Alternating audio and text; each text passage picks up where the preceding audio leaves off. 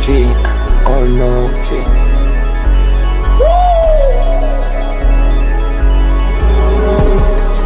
You're not bullish enough, yeah. Oh no, you're not bullish enough. You ain't got the oh no. I get stoned by the bolo. Bitcoin set to overload, yeah. Experts on reload, yeah.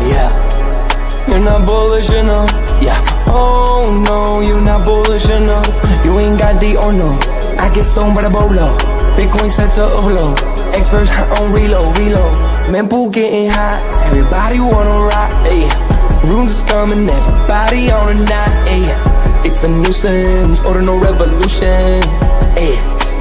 Ordinal Revolution. Yo, is my guy for real, bro? Got friends right now. Yo, BRC 420, bro. Yeah, that shit on fire, bro. Imagine if he in here. Yeah, like it in the seal. Murder. I got balls of steel. Nookies on the field. Yeah, this shit for real. With no calls, I get so far. Got 100 phone calls that I go hard, and they gon' love me. Smoke weed, huddle back. I get shiesty. Where my Bitcoin looking lovely. All this Satoshi's nothing above me.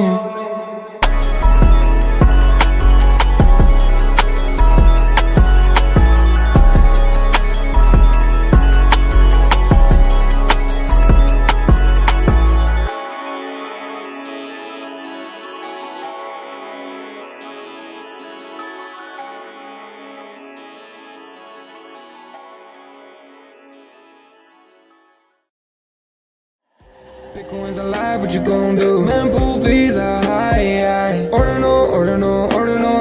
Where does it stop? Nobody knows. It's a revolution, ayy. Bitcoin is the one, no substitution, ayy. With Shizzy and Yagobi, it's Ordinal Revolution.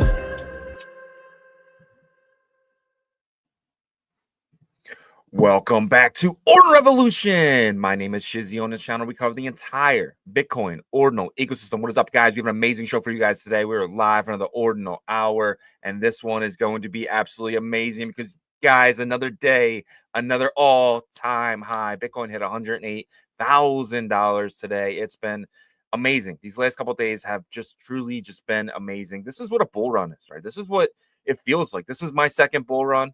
My second full one, which is awesome. I remember December 2020 and how absolutely amazing that feels. But this feels even better. It feels different.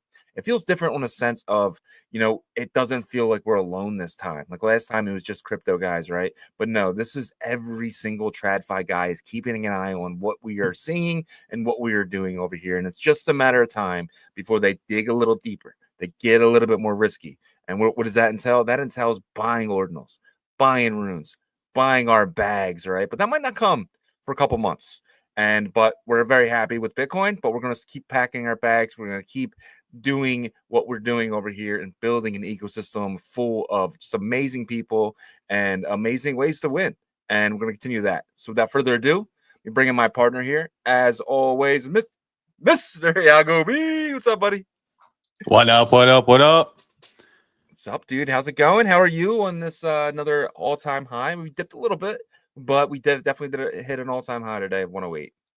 Yeah, it was expected. Well, at least for me, I've been saying that we've been in this the Santa rally kind of region for Bitcoin. I think it started on Sunday, right? And if you compare from 4 years ago, we're kind of in this region where it's every day is a green candle in a daily chart. Now, can we have a red candle one day? Sure, anything can change, but if you rhyme with it, we're going to have much more green than red on that daily chart. And so that's what I'm expecting right now, probably for the rest of this week, maybe even first half of next week. We'll see, though. We'll see. Yeah, for sure. I'm still expecting to see 109 today, even with this pullback. I think 109.8 is kind of where I want to be today to get some like 114, 115 by the end of the week, and then potentially next week just actually have that rally that's just unstoppable, right? Maybe we don't have it on Christmas Eve and Christmas, but the 26th and 27th could be absolutely amazing. That's what I remember. That's how it was in 2020. I remember being at my wife's dad's house and just everyone's like, being excited on Christmas night, and I'm looking at the Bitcoin chart. I'm looking at Bitcoin just running, and I'm just smiling, right? I think that time Bitcoin was like 26,000. And I feel like we could see the same thing, man. This is actually really rhyming with 2020. It's pretty insane how close it is in just the days and the month. It's pretty wild. Yeah, it's actually come back to rhyming, right? Because it threw us off in the beginning of this year. In the halving year, you never had Bitcoin hit a new all-time high in Q1 like we did. It was kind of in between Q1 and Q2, but regardless, that threw us all off, right? So we were thinking left translated cycle possibly, but then what happened, I think it took the time during the summer to kind of become that magnet back to where it should have been on its trajectory, and that's where we are right now. So that's why I think that we probably rhyme very similarly to where we are now from 4 years ago, 2020 December 15th, 16th, 17th, around there. Yeah, man. Let's get it. Let's get the news today. Jerome Powell set to cut rates by 0.25 tomorrow, signaling a continuation of the dovish cycle. So we've been in a dovish cycle now for about 3 months. I want to say since September. Obviously, it's like 96% on on poly market. What do you think? Do you think this is bullish, or do you think it's this? I mean, the fact that they're not pausing the loosening cycle that we're in, that's got to be bullish, right?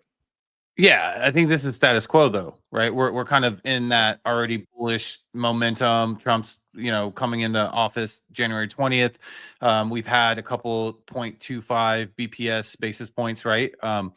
So I think unless it goes to 0.5 or it's paused, we're not going to see any dramatic effect. I think we're just going to kind of go through this Santa rally. Now, I have not been paying attention to like S&P and TradFi, so I'm not sure what's going on over there, if it's like getting aggressive, but like Bitcoin itself seems to be in that sweet spot right now. I wouldn't say it's getting aggressive. I've been paying attention to it. I think the S&P is at like 61. It was at like 6,000. I want to say last week, so it's not doing much yet. But we'll see what happens with that. But yeah, I'm curious. I think tomorrow is actually bullish. I think 3 months into this cutting cycle, kind of shows we're going to be in here for a while. I think tomorrow we're going to get down to 4.25. I think we'll get down to, and then potentially we'll get out of the 4s going into February. If we can get in the 3s with the interest rate, I think that's massive, dude. That's when people don't mind borrowing, right? Because you're just killing it, because anyone can pretty much get a 3%. 4% gets a little tough for those guys. I don't know why, but apparently. But let's kind of jump into the next thing here. Satoshi Nakamoto just flipped Bill Gates by net worth, and that's just what is in his one wallet, right? It's pretty wild. I hate Bill Gates so much, so this made me smile. Well, who's going to tell Satoshi that he's flipped Bill Gates? Oh, he knows. Sure, he knows. Okay. Yeah, he's happy wherever he is. Yeah, this makes me smile as well. I'm in the same boat as you are in terms of Bill Gates and my perception of him. So, yep. More than 70 companies, public companies, now hold Bitcoin on their balance sheets. It's growing more and more every single day. This is just the beginning. I'm thinking closer to 700 by this time next year. Yeah, I wouldn't be shocked, man. I don't know about 700, but possibly, right? Next year, this time, Q4, yeah, why not, right? 10x from that is actually probably modest or conservative. And so it's going to be interesting to see how many people on board. I saw someone speak at, I think it was like an IMF conference or something, saying, hey, look, we got to form a Bitcoin strategic reserve for the IMF. Yeah. So I don't know if that's kind of smoke and mirrors trying to throw us off, because knowing that video would go viral, or if they're seriously considering it, because I think maybe the El Salvador situation is making them really wake up and say, hey, look, we're losing power, which is great for us, but from them, it's not, right? So for them to kind of reposition themselves, they're thinking Bitcoin reserve possibly, right? So if that happens, that's going to be huge. Because that's global, kind of like the global bank for like countries that struggle and everything, right? So 100%. And that was actually the next headline here. European member of Parliament, Sarah Nafo, says Donald Trump will create a strategic Bitcoin reserve. What is EU doing? She says it's time to change the what is that? The paradigm? The paradigm and protect our people from inflation. what the hell is a paradigm first? And what is she talking kind about of here? trajectory, fate, Okay. right? That kind of yeah, that's that kind of meaning behind it. But yeah, it still shows how much influence and power the United States has currently, at least right now, in terms of financial markets, financial assets, in terms of what the US looks at as priority, right? Because this is already starting to take effect in terms of the EU. So yes, I Yeah. think they were speaking to the IMF, but maybe I was wrong. Maybe I was wrong about that. But EU, I feel like they're very connected with the IMF, anyways. The Western countries, right? I mean, yeah. So this to me is bullish because the globe is starting to kind of change their perception. We're seeing it slowly, but it's happening. Yeah, I mean, yesterday we had Germany, basically saying the same thing, and now we have, the EU. So pretty nuts, pretty nuts. Moving along here, BlackRock and Fidelity ETFs now hold 3.74% of the Bitcoin total supply, reaching 784,000 Bitcoin and counting. So every single day. So the US spot Bitcoin ETF has now seen inflows of 13 trading days in a row. This is unheard of. This is not normal for these ETFs to be positive inflows 13 days in a row. I remember, I think it was last week, I think it was Friday when I said 9 days in a row. But now we're 13. When does it stop? When do the inflows stop? I mean, it looks like we're green again today. So, I mean, Yeah, this is just compacted on top of this rally yeah, I think we're going through right now. In their minds, like they want to make as much for their high end clients as possible because that yeah, makes more for them, right? Their commission. And so, look, this is the time in the cycle to buy, right? Or to yeah, at least like be positioned before the run up, right? So you got to be strategic about it, and I'm sure they are. They're trying to get into every pullback like we had even this morning, right? And so not surprised that the ETF volume is seeing this crazy inflows. The issue I think that probably some of these centralized exchanges are having are just the Bitcoin that's on their centralized exchange, right? They're running out. yeah, And so like that's going to be very interesting to see, the price possibly go through this super thrust up and might hit that 140 that you were talking about by the end of the year. I'm still, yeah. sticking to that 110 to 120, maybe creep up a little bit above it, but I would not be shocked if we did get there, especially like everything is just really Yeah. supporting the narrative for Bitcoin and Santa Rally the end of this year. There's going to be a point where you can't buy OTC no more, where these exchanges are going to have to go and take it from the exchanges. And there's just not going to be enough because you have to remember, Coinbase might hold a certain amount of Bitcoin, but they're holding everyone's Bitcoin who has it on the exchange. So it's like, just because it's on the exchange doesn't mean it's liquid. It could be held by other people that are holding it and stuff like that. So when you're looking in these Coinbase wallets, you just don't know how much is actually liquid. And I think there's going to be a supply shock, man. I think there truly is, and I think it's going to be insane. We might have like a couple $10,000 candles in a row. It could absolutely get nuts. I mean, this is unheard of. This has never happened before, where an ETF is just inflowing every single day. There's not enough to go around. Yeah, All right, I jump to the agree. next thing here. I do hope that this doesn't turn into one of those black swan events. Let's say like 8 months, 9 months down the road, though. One of these like medium exchanges, decide to paper just allow you to trade Bitcoin on paper. But I don't think that that's going to happen. We've learned from our lessons, hopefully, from the past. So We'll see. Publicly traded cannabis company Leaf Brands adopts Bitcoin as a treasury reserve asset. So it isn't really a big smart. news, but like, so these weed companies, marijuana companies, they're not allowed to have banks, right? They're bankless basically, because it's not federal. It's marijuana isn't passed federally. It's passed by states, but it's not passed federally. So these banks, they can't give them loans, they can't give them bank accounts, nothing. They do everything pretty much in cash. So using Bitcoin, it potentially is probably the best thing for them to do because at least they're not having cash everywhere, or they eventually will go out and get security companies. So a lot of these huge cannabis companies, they have just security guards walking around their building nonstop. But having Bitcoin is a way to actually secure their Yeah. funds. Well, are you sure about that? Because that doesn't seem Positive. logical. And I remember people like on my bachelor trip to Denver, purchasing with credit cards and debit cards and stuff. So, like that, you have to have a bank for that, you know. So I think there might be specific banks that are maybe the higher risk banks or whatever that go into certain categories. I just can't imagine that like these are publicly traded cannabis companies Yeah. not being allowed to be banked. I know that probably was the case initially. Maybe I'm wrong here, but that would just be really weird if that was the case. But regardless, I think that a lot of them, you know, wouldn't. This follows perfect in terms of their business type to really just use Bitcoin mostly. You Yeah. know what I mean?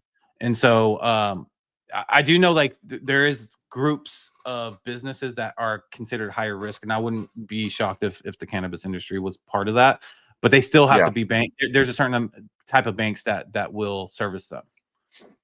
Yeah, it says cannabis companies can access banking services, but they face significant challenges due to the federal classification of cannabis as Schedule 1 controlled substance, the federal status. So it's very, very small banks. So it's none of the Yeah. FDIC certified banks. So, but still, Bitcoin's probably a better hold than those Yeah, ones. but you know, back to the headline here, I think that was Yeah, a really, really smart decision, and I think there's going to be more of these type of companies that do that because it gives them security, right? And also yeah, they won't need to borrow from banks in the future if they have a Bitcoin strategic reserve. That's the popular yeah, phrase, right? And in essence, that's what it is, right? A treasury reserve. And so, good for them. And for small to medium businesses, size businesses, I see this happening all across America for the next like couple years, just kind of establishing that reserve and stuff like that. So, exciting times, man. It's trickling down yeah. to even, you know, the smaller businesses. And I think 2025 is going to be very, very fruitful for businesses that are focused on this. Yeah, man, 100%. Binance, ready to explore early stage crypto projects? We've got you covered. Binance Alpha spotlights promising projects within the Binance ecosystem. So this is pretty good, and I immediately thought of runes. Right, this Binance Alpha will be like projects that are gearing up for a Binance listing. And if something like Dog gets put on this, or one of the runes get put on this, this is gonna be massive. Yeah. Look, they obviously got into that voting for, I think it was for the perps, the futures contracts. I'm Yeah, not sure exactly what the voting was for, if it was for spot at all. But Dog was number 4 and number 3, competing yeah, against some big projects, right? I think like Bone was on there, the Shiba Bone token, which that token's been out since 2021, late 2021, yeah, maybe early 2022. I'm not sure. But anyway, it was a part of the whole Shiba swap ecosystem and stuff like that. That was in that voting with Dog and Billion Dollar Cat, right? So I agree. If Binance does bring on Dog, which it has to be Dog in my opinion, like they're not going to skip over Dog and go to yeah, another rune. It's huge. It's monumental for the Bitcoin ecosystem, the Bitcoin layer 1 asset classes and stuff like that. So hopefully this happens. But they might be one of the lagging tier 1 centralized exchanges that does it, just because like Kraken is really bullish on Dog. You know, yeah. Coinbase has teased with taproot addresses and stuff like that, but you know, Binance might be to a point to where they can't ignore it. You know, it's on all the tier 1s, and then that's when they might do it, but we'll see. Yeah, I mean, I think that starting this program, this Binance Alpha, is actually awesome too, because it allows you to highlight projects, and actually they can build momentum before they can gear up for a Binance launch. So you know, maybe it's not, you know, maybe this isn't geared towards runes, but it's definitely something that could kind of show us, like let's just say something like Gizmo or something like Billionaire Cat get added to this, kind of shows us what's coming next. It's kind of like the pre-launch of these projects once they get listed on this Binance Alpha Spotlight program. That this is, I think this is huge. I think this is massive, but not just for runes, but for the entire crypto, you know, projects that haven't launched yet or gearing up for it. I mean, this is big. I think it's huge. Yeah, it will tell the rest of the space, hey, look, you know, don't ignore or fade these Bitcoin layer 1 assets because Yeah. we're not, and we're one of the highest volume centralized exchanges out there. So All right. Crypto total market cap chart. This is actually a really cool chart that I found this morning. So it kind of shows you, you know, where we're at, right? So let's take it back to the first cycle here, or the second cycle. You know, as we hit the halfway mark, right? We just started to kind of go up and explode. Same thing here. Hit that halfway mark. That's when, you know, really took an upward climb. We did have a nice come up here in the first 235 days, but 355 days really was that peak. And we're about to enter it again. So we are about 235 days into this cycle, into this bull, upcoming bull run here. And we have it's saying we have about 310 days left. I mean, but you do see some sideways here a little bit as well. So what do you think? Do you think we have 310 days left in this bull market? Yeah, I do. And you can, if you look at the previous 235 days, this cycle has been suppressed more than the previous two. You can see there's been pretty much upward trajectory, even with like some sideways mixed in. But if you look at, the only upward trajectory was at the tail end here. So that was a brutal bear market though, right? 2022 with all the FTX stuff, the Three Arrows Capital, Luna, all that stuff. So, this could be, we could actually explode even more because of that, like, pent up demand of, wanting to be bullish, because we held it all in for those first 235 days.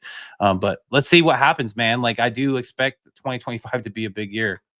310 days kind of puts it right at that November mark. November has been the top for the last two cycles. Can November be the top again? Yeah.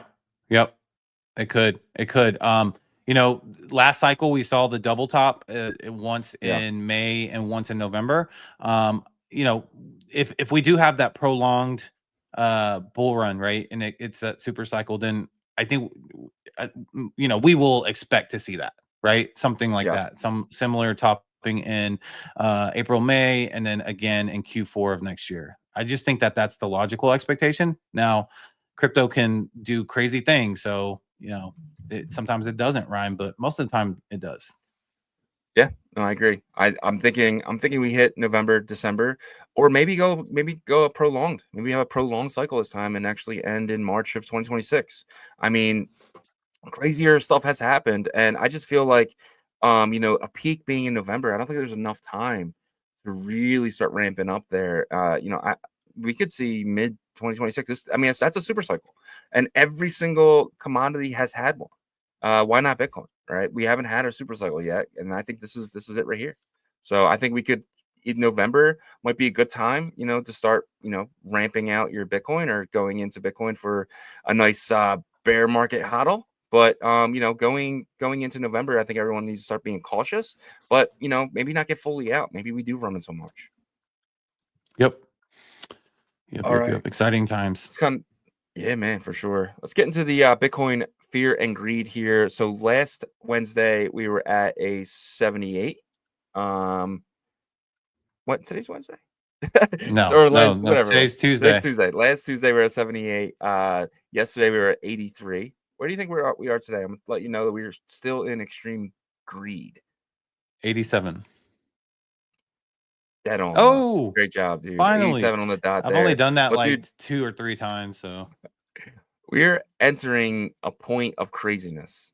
And I think that's what we're kind of getting right now. Bitcoin sitting at a little under 107,000. I mean, we're about to enter insane craziness. I think once Bitcoin gets up, 120, 130, we're going to see the alt season start. And this is going to get I think we're going to get stuck in the 90s. I think I'm going to be telling you this in a couple of weeks. Like, where do you think we're at? It's like 91, 92, 97, 99. It's going to get nuts. And I remember like 2 months ago, bro, we were stuck in the yellow. Remember that? That was wild. You were so annoyed. You were like, "Oh man, I wish it would just do something, just drop 40,000 or, pump." Dude, and I'm just like, this is the consolidation period, man. So yep. All right, let's kind of get and see where Bitcoin's doing. Let's get into the Bitcoin price action brought to you by BitPerp. BitPerp is going to be one of the leading leverage trading platforms in the entire Bitcoin ecosystem. These guys are going to be on Botonics. They're going to be doing their paper trading competition probably soon.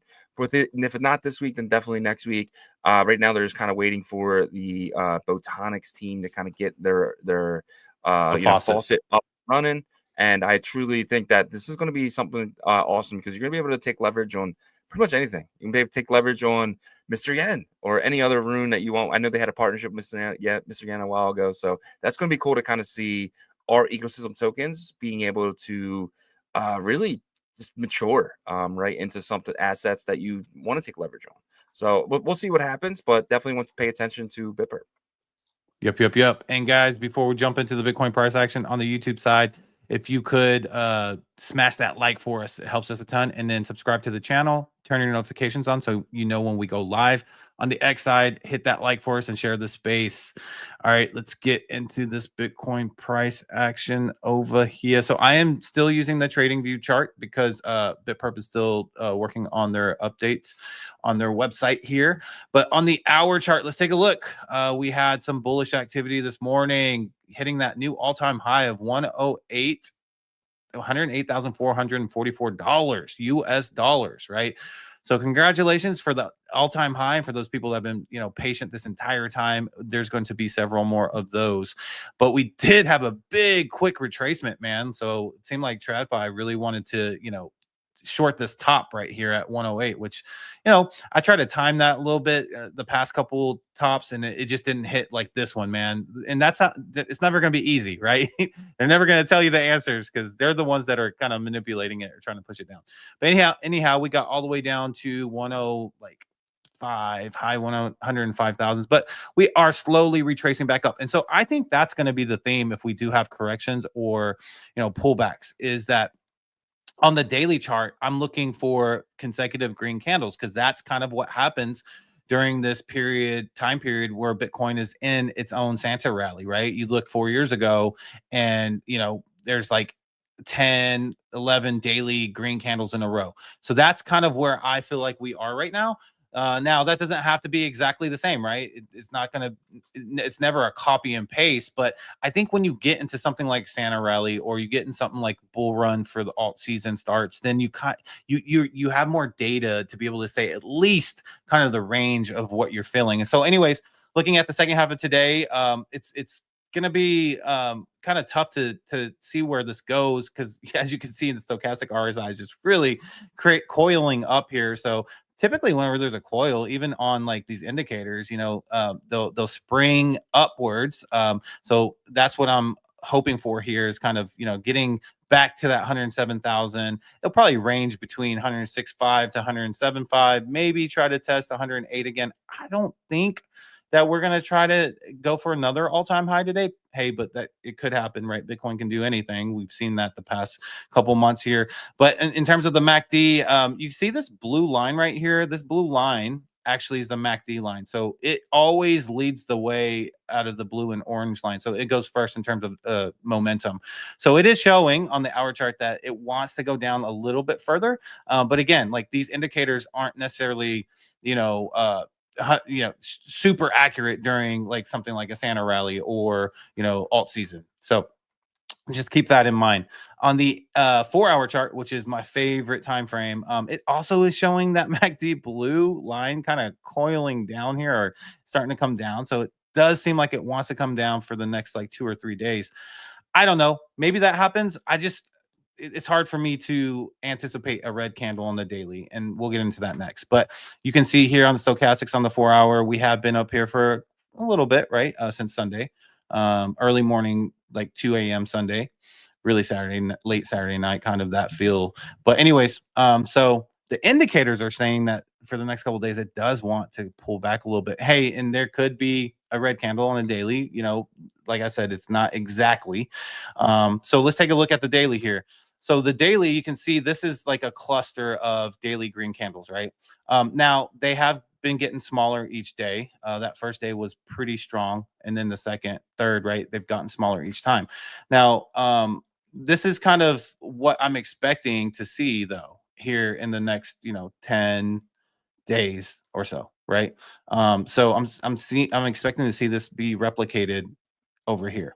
But one other thing I want to go over real quick, just that here it is. So this is why I'm just very convinced that we are in the Santa rally right now, because if you look here, this is kind of the time period we're in right here.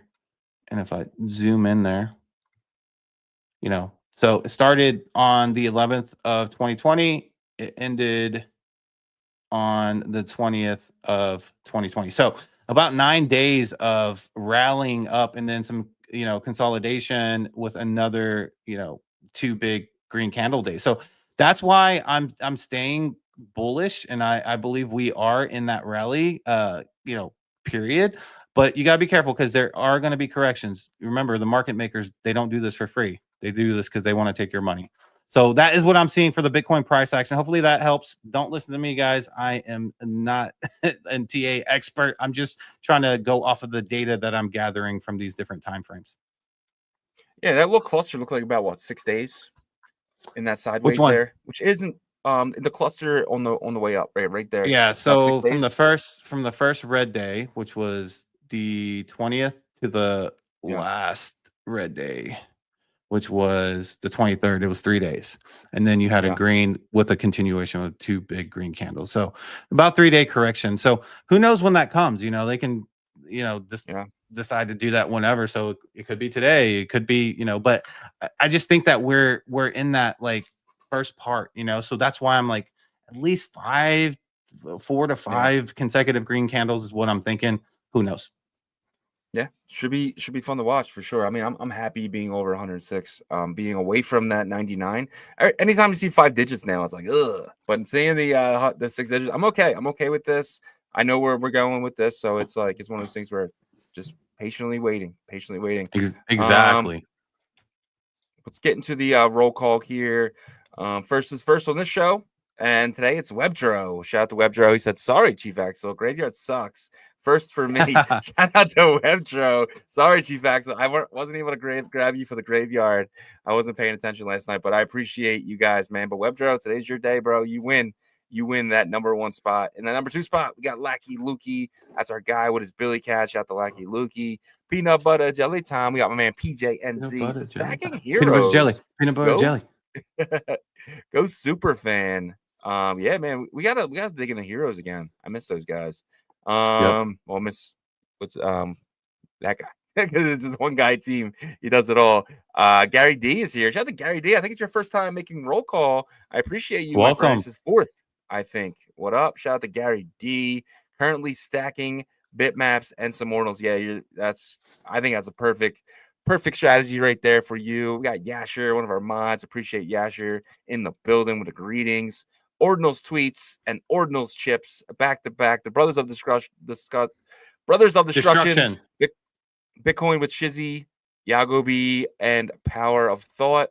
My man Mempool Punk is here. Chief Axel says, hell yeah. Let's effing go, Webdro. So Chief Axel is all right with it. Shout out to Chief Axel. A Bitmap Core is here. Danny Boy D Blocks is GM, guys. God bless Bitcoin and God bless you all. Shout out to Danny. Tim Baker is here. Ant-Man is here. ASAP Benji is in the building. Fixes says runes. Jason, my feet. First time, long time, man. First time in a while. But Jason, my feet is here. Mats isn't here. My man, No is here. Steamy J every single day. Appreciate you, my friend. Patrick Nan, Chota is here. LFG 108K.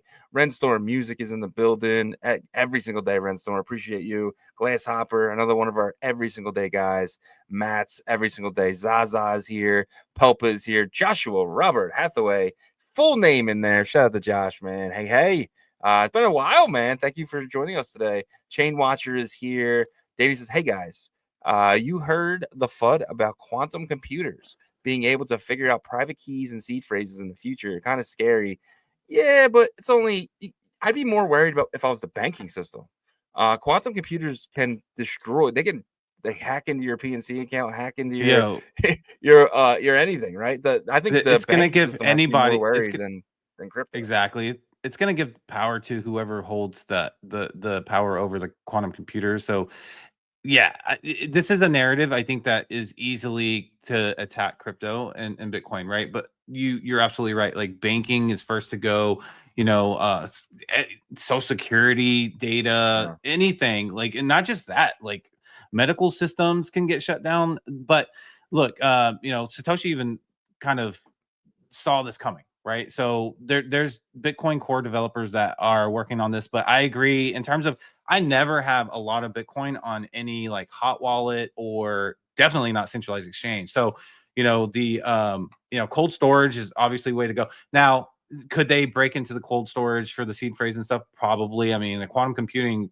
obviously the theory behind it is it can figure out any solution to any issue. But I think we got bigger problems than just Bitcoin and stuff like that once that has fully arrived and it's in the wrong hands.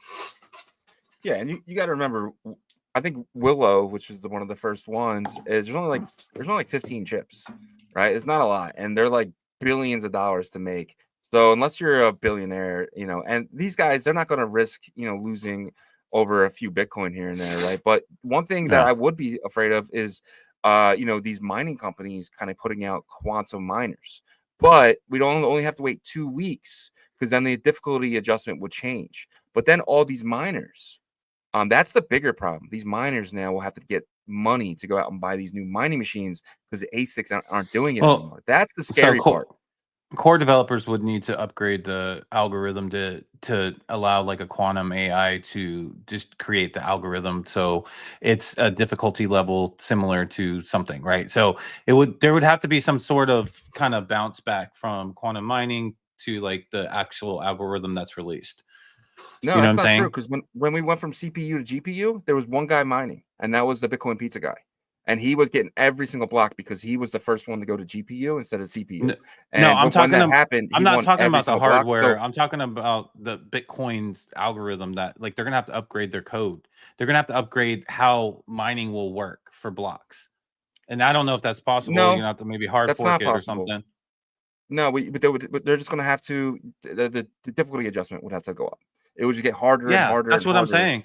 But that's in the code already. There's no adjustment needed. There's no soft fork. That's just in like, the code. When you're talking about like if this quantum miners are powered by a quantum computer, don't even consider any type of regular PC or any type of regular compute to have any type of competition with that, because like there would have to be an upgrade some way, which they're already planning on it.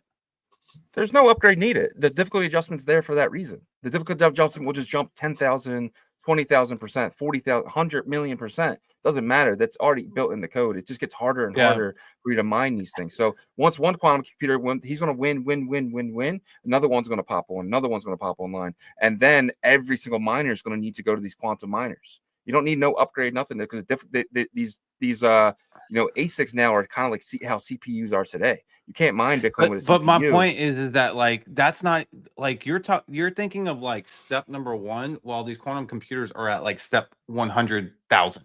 You get what I'm saying? Is like they're gonna already know how to win before there's any time available to have any algorithmic adjustments or anything like that. That's what I'm saying. So like I'm not a subject matter expert on quantum computers, right? But just from the basic theory of them, like it's basically like you have a mouse or a rat and you put them in a maze, and the mouse has to go to every single option one by one, while the quantum computer's compute ability sees every single option and identifies the correct exit right then and there. So it's like one time versus like this rat and mouse has to do it like 50 times before it figures out how to get out.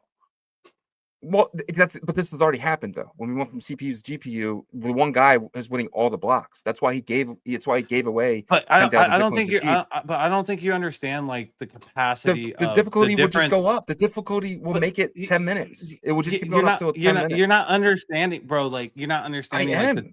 No, the difference of the capability of a quantum computer is vastly like the difficulty goes up. The difficulty goes up. It does. You don't understand. The difficulty will always go up. The difficulty would go up. So you're telling me if a quantum computer can figure out every solution in the world, it's not going to figure out a solution. It won't figure out a solution how to beat that. You're telling me it takes 5 minutes now. You're telling me a quantum computer won't be able to figure out how to beat the algorithm of Bitcoin. It will keep going up. It will keep getting harder. That's the point of Bitcoin. The algorithm it gets harder. Every single time, if you beat it, let's just say this block is just winning them every 30 seconds, right? After 2 weeks, that's going to happen. I'm not even talking about. I'm not talking about like the fundamentals of how Bitcoin works right now, because quantum computer won't even work in that capacity. You're dead ass wrong on this. You're dead ass. You want to bet me? I bet it's you. mathematical. I bet you anything, dude. It's mathematical. It's going to keep every 2 weeks. It goes up no matter what. It will 100% figure out how to beat Bitcoin. I bet you anything. And then if they that's what I said. That's what you got to do. You got to bring quantum computing into Bitcoin. You don't need an upgrade. That's how Bitcoin works. To protect it. to Oh be able my to protect God, it. dude. You're so wrong on this, and you're not giving up. No. Zaza's here. So look, Paulie here is we here. go. Rick G. Yagobi is right there. And that's No, from your boy you're Block. not. Dude, difficulty adjustment will just go up, bro. I'm telling you. For the first 2 weeks, God. yeah. Dude, difficulty adjustment is there for a reason. But yeah. Mr. Soul says, every coin I both on Bitcoin ecosystem, I am down on big. Mr. Soul, yeah. I mean, every coin besides Bitcoin is pretty much down, except like the top ones, XRP and a few other ones. But yeah, I mean, that's, yeah, I'm sure everything in Soul is pretty much the same way. I know Dog Whiff and those coins are down pretty bad. Mice Elf says a super cycle would be nice, but what does that mean? Total market cap surpasses gold. Bitcoin alone surpasses gold. Bear market in 26, 27 doesn't happen. So if Bitcoin passed gold, that would be insane. But he says total market cap surpassing gold. That's definitely going to happen. That's 100%. I mean, Yeah, Bitcoin's I think we're probably both going to be in that 7. boat. But it's going to Yeah. take. How long do you think it's going to take? Well, 700K puts Bitcoin at $11 trillion. But then your original expectation was that gold would, kind of go on its same trajectory with like market cap, 21. but it might slow down. Yeah. It might slow down though a little bit because people are losing interest in it because Bitcoin's the main event now. You know what I mean? Yeah. If Saylor gets his way, they sell gold and buy Bitcoin. So in that sense, gold could drop $1 trillion in value, and Bitcoin could, get closer. But I don't think Bitcoin passes gold this cycle, but I think it gets to half the market cap. So if gold gets to 21, Bitcoin can get to 11. If gold, kind of gets to 18, Bitcoin can get to 7 or 8. So we'll see. Yep. Dream Bake this Go year. ahead. What's up? I was gonna say, I walk alone. I love that Every last time I get in, statement right here. The 6 is right I'm not here. there yet, bro. Yeah, I know. That's what I was gonna say. I was gonna say that you're just mad because you lost the argument. I didn't lose. I know I lost my place. Where was I? Dream Baked, I Walk Alone, KDN, Mice Elf, Claudia, Peanut Butter Jelly Time. Yeah, Superfan dropped a big video announcement. Oh shit, let's go check that out. Melt Money is here. First time making it. Appreciate you, my friend. Danny Boy's here. Yeah, I hear that. Sixes is here. I don't think Shizzy really, dude. I understand quantum, bro. I get it. It's additional difficulty adjustment will just jump up. Block says they have to upgrade BTC not because of mining, but because of SHA-256 and not be significant to secure the chain. Well, that needs to happen too. But I'm just talking about the mining system. Like I'm just talking about the miners in general. Like when they first get online, just like it went from CPU to GPU. Jaron is here. Says saying quantum computing would take all the blocks before difficulty adjustment. Yeah, 100%. And that's what happened with the GPU. He took every single block. He had the blocks going at 4 minutes because nobody else was doing it. But then after 2 weeks, it adjusted back to the 10. But then nobody was able to get a block besides him for a few weeks. But that jump from CPU to GPU is like minuscule to the jump that would be between what we have now to quantum computers is what I'm saying, though. It's like that jump was huge back then.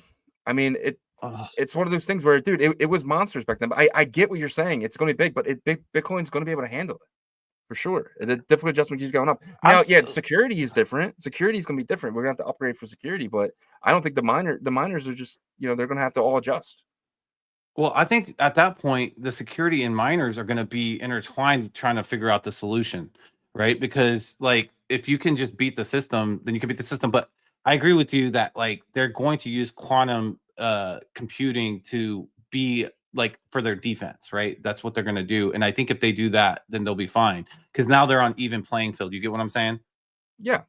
But that's going to take time. Like just like what happened with the Bitcoin pizza guy. Like he was killing it for 2 weeks. He had the Bitcoin blocks going at like 3 minutes because he was just solving them so quickly.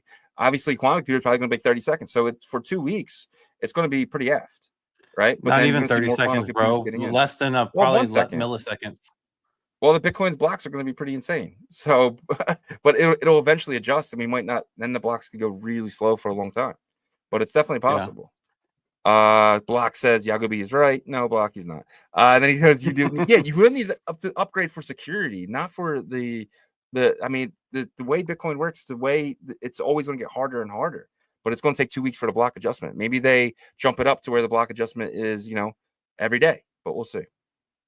But that would need to be a adjustment as well in the code. So I don't know. Quantum makes This Bitcoin is my favorite. fallout bottle caps. Yen Tech Solutions is working on this. I'm sure they are, man. I'm sure Mr. Yen is cooking something in the lab. Ordinal tweets us, Shizzy is quick. Yagobi is rational. What does that mean? I don't know. And then plant. Quantum can guess infinity more equations and can break every single private key, unlock all. Yeah, I mean, yeah. Well, that I'd be more worried about that than I am about like the miners. You know, about them breaking into these wallets. But yeah, we'll see. Crypto can be quantum resistant. Bitcoin isn't quantum resistant currently. Bitcoin would have to get an upgrade to make quantum resistant. Yeah, I mean that's everything though. That's like your bank. That's That's the point that I was know, trying to get at, though, is that GM. Bitcoin would need an upgrade. For security, but not for the miners. That was my point. Either way, it's going to need to be upgraded in general to be quantum resistant. But I agree with what he's saying.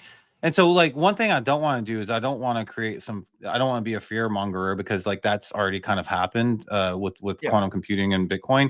Because I think that, like, you think BlackRock and these trillion-dollar managed finance companies aren't going to pour into protecting Bitcoin after all their clients have, the high-end clients have exposure to Bitcoin from them. Yeah, so there's going to be a solution, and it's going to be very quick, in my opinion. Yeah. All right, let's get into today's first ecosystem news topic here. Maximize your Bitcoin gains. Runes Bitcoin ecosystem plays. So we know right now we're in the Bitcoin banana zone, which usually means that Bitcoin just kind of runs by itself. Everything else just kind of standbys and watches it. And a lot of people end up, chasing gains. They end up dumping their other bags to kind of get into more Bitcoin and pushing forward with more Bitcoin. But at the same time, at a certain point, Bitcoin is going to go up and a lot of that money is going to come back into the ecosystem. So what does this mean to you? Maximize your gains, your Bitcoin gains. And when is the best time to maybe sell Bitcoin into these assets, layer one assets, Bitcoin, runes, ordinals, ecosystem provides? Yeah, so I think it's tricky, because right now, if you're holding Bitcoin, you're like, when is it going to top out for this Santa rally? And a lot of times it goes into that first week of January, and then it reverses and corrects, right?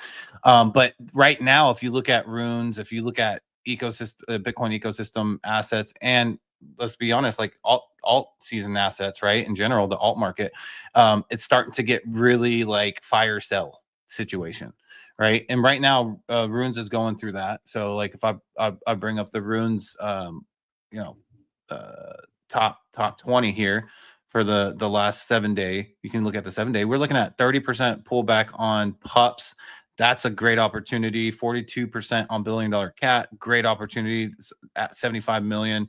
Gizmo has a lot of momentum with people behind it. It's down 33%. So, you got to find that sweet spot. When are you willing to start to take some profit? And you don't have to take all your Bitcoin profit, obviously, right? No one's going to do that. You can start to kind of DCA into these and DCA out a little bit of your Bitcoin. Now, I'll never tell anybody to sell Bitcoin, because, that's just not something I'm going to do. But in terms of maximizing your Bitcoin gains, that's kind of a strategy to do it for the rune side. What do you think? Yeah, I mean, the number one goal of every single Bitcoiner is to get more Satoshis. Have more Satoshis today than you had yesterday. How do you do that, right? You want to kind of, get into assets that go up past Bitcoin. So let's just say Bitcoin's running hard now, which is amazing. But at the end of the day, you're not gaining more Satoshis. Your Satoshis are just gaining more value. So then you want to kind of get into layer one assets, because they're denominated in Satoshis. So that's what you want to do. You want to get into assets that you can buy for 13 Satoshis and sell it when they're 46 Satoshis or 76 Satoshis. That's the goal. And if you can kind of gain to 4x, 5x, 10x, 30x, even 100x in some cases, that is when I think it really changes the game for you. And I think runes and ordinals is where you're going to probably maximize your gains here, because of that fact, because everything is traded in Satoshis. So am I wrong? Like, I think that's where we get our number one gaining asset, and I think it is runes and ordinals here. Yeah, and it's because right now they're bleeding out a bit, but it's because a lot of people have put up with their their Bitcoin. They've transferred it to Bitcoin, and they're kind of waiting to when Bitcoin is going to get topped out here.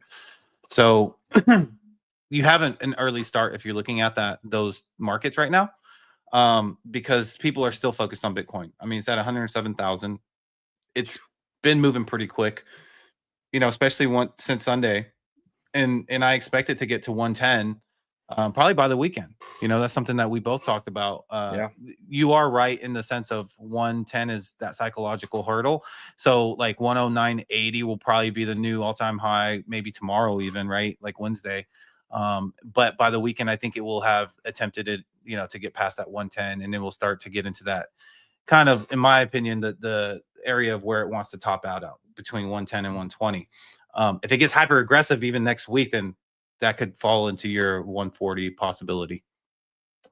Yeah, and that's kind of the thing, which is really weird. This cycle is like every weekend's been kind of bullish. Normally what happens is, the weekends are usually dead. Bitcoin just kind of goes sideways the entire weekend or goes down most of the weekend. But this is like the first time I've seen it. And if I remember correctly from last time, I don't remember the weekends being this bullish. I mean, every Sunday has been up only for the last at least 3 weeks. And if we keep saying that, I mean, the stock market's closed, right? The guys can't buy ETFs on the weekends. But the last couple of weeks have been just spot buying. So I'm curious what that entails. But like, when do you think it is time to, like, if you were somebody who was trying to maximize your gains here, like when would you say is safe to kind of go from, I don't know, Bitcoin to dog?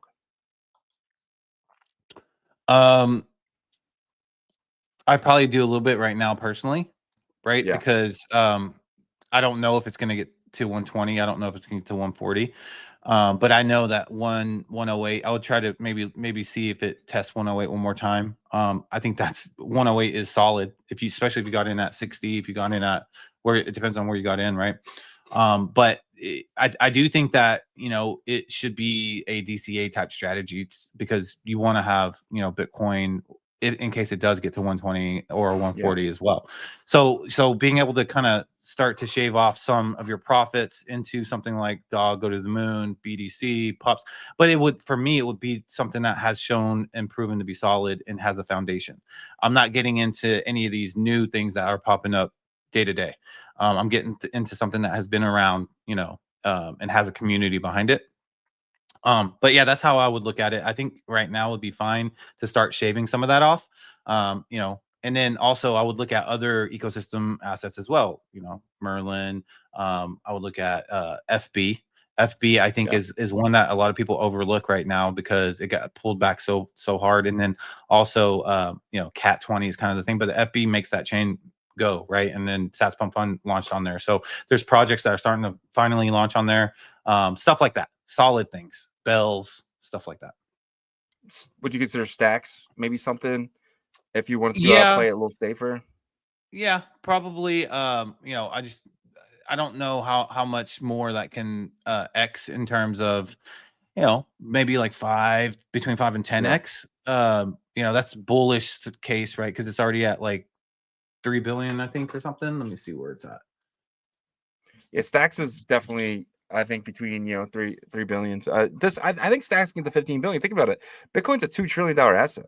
And some of these assets, I mean, they're going to have to gain value against Bitcoin as well, because people play leverage. They're leveraged Bitcoin plays and stuff like stacks and Merlin and these core even, and maybe Bob in the future. I'm not sure if Bob has a token, but I think a lot of these L2s are really going to go up against Bitcoin because of the sense that they're leveraged plays on Bitcoin. When people going to, as soon as it's time for alt season, you're going to see a lot of Bitcoin getting sold off. And into some of these Bitcoin leverage plays like stacks. Yeah, and it's sitting at $3.61 billion true market cap to today, and so I agree. I wouldn't be shocked if we're in like Pico top at like 15, maybe, so 15 billion or something like that. But like something like stacks has, this I would call it like legacy support to where it's like. Yeah. You have these people that are loyal to stacks. They got in 2016, whenever 17, 18, 19, whenever it launched or whatever. But it's on Binance, it's on Coinbase. That's already a huge kind of, established foundation. But one that could emerge is Core as well. Core got listed on Coinbase on day one, so there's some sort of VC connection there as well. So yeah, there's a lot of options actually to play with, I think, in our ecosystem. You know, whether it's going to be direct L1 assets in terms of, you know, pups, or puppets, node monks, quantum cats. Even if like you get a cheap goosenol or something, you could probably, you know, 5, 10, 15x that once things are running hard. So there's a lot of options. I just think that like people need to remember what's out there. Yeah, I agree. I'm How would you definitely handle excited it? for it. Because you're a little different in terms of you know, you and I talked about if we could do something, maybe like, you know, get fully into Bitcoin during this period. Let's say that you could have done that. How, and you're sitting on, let's say you're sitting on like 10 Bitcoin right now or 8 Bitcoin. Yeah. Like how would you play that in terms of shaving off profit into this? Yeah. For me, I'm okay with waiting it out. I'm okay with my assets dropping a little bit. I would probably, if I had 10 Bitcoin right now, I'd take all 10 Bitcoin and I would put it in you know, assets. Maybe some in Stacks, some in Merlin, some in DMT projects, some in Track. You know, getting ready for some Arch plays and stuff like that. Keep a little Bitcoin on the side to play, but I'd be fully immersed. I'd be getting every single Satoshi ready to go out and work for me. In the sense of bringing, like, I want one Satoshi to bring me back one Satoshi. So at minimum, I want to double my Satoshi amount. And I just believe in this 4-year cycle. I believe in Plan B, stock the flow, and I do think we're going to hit, you know, 700K this year. So in that sense, we're going to get in a market that's going to be absolutely insane because it's going to be up only, and a lot of these investors are eventually going to be like, "Oh, wow, yeah, Bitcoin's cool, but how can I maximize my gains?" And I felt that FOMO last cycle.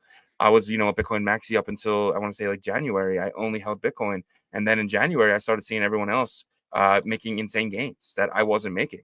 And I feel like that same thing's going to happen to a lot of these TradFi guys who are going to be in TradFi, and they're like seeing these Ethereum ETF happening, and then a Solana ETF, and then a Cardano ETF, and so on and so on. They're going to get riskier and riskier because they want to outpace everyone who's kind of been in crypto since before them.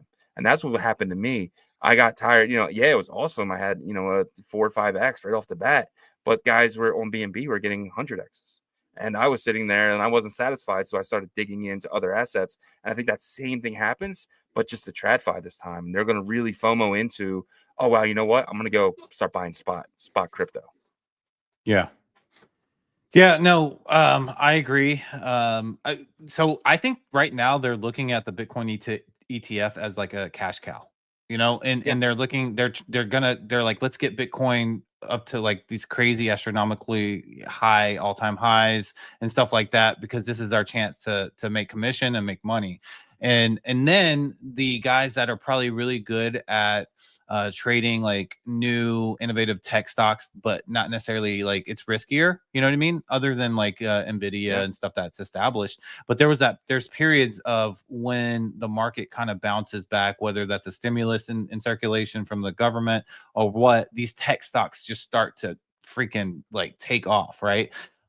There was several of those. You and I talked about some of the electronic or electric vehicles, right? And stuff like that. Companies from like Nikola and stuff like that during that period, right? I think those are the ones that are gonna, from the TradFi part, are gonna try to look into these other cryptos, alts, and stuff like that, and they'll probably do well because they did well with those before. They just get in and get out. They know when to get in and get out. But like, I still think we have an edge because we know the market better than those people that might be coming in this cycle for the first time. 100%. And like, yeah, this cycle, last cycle we had stimulus checks, but this cycle we could have tax cuts. And Trump has promised, you know, to cut taxes on tips, cut taxes on wages, cut taxes. You know, maybe this time the new money comes from the money that people aren't paying in taxes, right? So that guy who right now is getting taxed, you know, 45% on their overtime, that goes away. Now he has 45% more money. Well, 45% on, you know, on that. So that's more money to play the game. So yeah, they're not going to get these $1,200 checks, but potentially they might actually make more money than 1,200 on these tax cuts that could potentially happen in the beginning of the year. So let's just say March or April coming around, people's checks are going to be a lot more money. They're like, oh wow, you know, my check was 1,200, you know, this time last year. Now it's 1,600 because the taxes aren't really getting taken out as much as they were, because Trump dropped it down to, let's just say, 15%, and overtime's not taxed, and tips aren't taxed, and you might see a lot of money enter the system that way. Yeah. I think the people that have your kind of mindset when you were working would take Yeah, advantage of that, right? Because yeah, like if that happened with you, you would probably allocate that extra to yeah, your weekly that you were doing or whatever. yep, But I think who will take advantage of a lot if they can benefit from like a corporate or a business standpoint are those like smaller businesses and maybe like smaller corporations that will look at that and be like, hey, look, maybe we can throw this into like a company treasury reserve for Bitcoin or something like that. So yeah, I think it's a win-win all the way around, you know. So 100%. Yeah. All right, let's get into some bad news here. CyberKongs have received a Wells notice from the SEC. So what does that mean? CyberKongs is an Ethereum project. Why does it matter over here? Because they have the decentralized token, right? It's decentralized, but it was a rune to begin with. And this sucks because this is like Gary Gensler still at it. And this makes me feel really, really good about the incoming administration. We kind of get rid of Gary Gensler. And it's just so weird to me that he's just not giving up, that he's just like yeah, still attacking, still enforcement by, this type of, this sucks. This bullying. is not good, man. It's just Gary Gensler is a piece of shit, and he's just still showing that he still stinks. Like, it sucks, but it's 100% true. And I just feel bad for cyber. I just hope they take this with a grain of salt, and no one really dumps their cyber kongs because of this, because it's stupid. Yeah, pretty par for the course though, right? Of how Yeah, he's been in terms of his personality, but he even announced his last day, and so this is definitely petty. I think, yeah. just trying to get out as many as possible and stuff like that. Yep. I don't know. This didn't sit right with me, because like we still don't know if node monkeys are security or not. We still don't know if puppets are security or not. We still don't know if the DMT item is a security or not. We just have no idea. And I'm really hoping the next SEC chairman can kind of come in and put these assets in a category very quickly. Do you think that happens? Do you think the new SEC chairman comes in and focuses on crypto in the beginning? I think so, just because the way that he was selected was probably to maybe not even like focus too much on it. Maybe just don't focus on it so much, right? And let the CFTC, is it CFTC? Yeah. Kind of Yep. Yep. handle that part with the commodities department, and because I think there's going to be the crypto czar, David Sachs, crypto and Yeah. AI czar. I think that's also they're going to work with him as well. So there's going to be much more communication, and probably I would imagine that the SEC is going to focus more on what they have been focusing on for the past however long they've existed, and that's the traditional TradFi markets. Yeah, man. 100%. Massive Dogecoin influencer, Pro the Doge. And if you don't remember him, he was the guy, he put like 30K in the Doge at one point, and he was like a millionaire towards the end of that, but he didn't sell. And I remember he was on, I forget whose show it was, but he was on some bigger podcaster show. He was like a magician, you know what I'm talking about? That guy, he was Yeah, like a Bitcoiner, but he's a magician. He went on his show and he was trying to get him to sell. And he would have been, multimillionaire even after the taxes. And he did not sell. He was diamond hands, and I loved him for it. But he sat through a bear market, and the what ifs were always there. But now he's coming out and saying he has $20,000 in a rune, which is dog. What do yeah. you think? I think that's pretty cool that, he got into dog. You instantly saw like Leo retweet it and post about Yeah, it. So it's just kind of extra marketing material, basically. Um, but I saw him kind of get wrecked this bear market. Like he would buy into certain stuff and it would go to yeah, zero and he would post about it. But at least he was like trying to play the game, I guess. He has that big win, or still probably holding all his Doge. I don't know. Did he say he's still holding to this day? I don't know if he's selling all. If he sold, I'm not sure. I don't know. Yeah. I think But maybe. well, I one don't know. thing I mean, that he has we to have know money is coming that somewhere. yeah, and he has good diamond hands. He probably has some sort of partnerships too. He has a big following, I Yeah. think.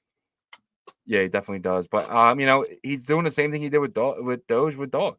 You put 30K in it and let it run. Do you think Dog could have that momentum? Because like you might think like, yeah, it's not Doge, but this is a Bitcoin token, right? This is something that's on Bitcoin, has, you know, $2 trillion in economic value on chain.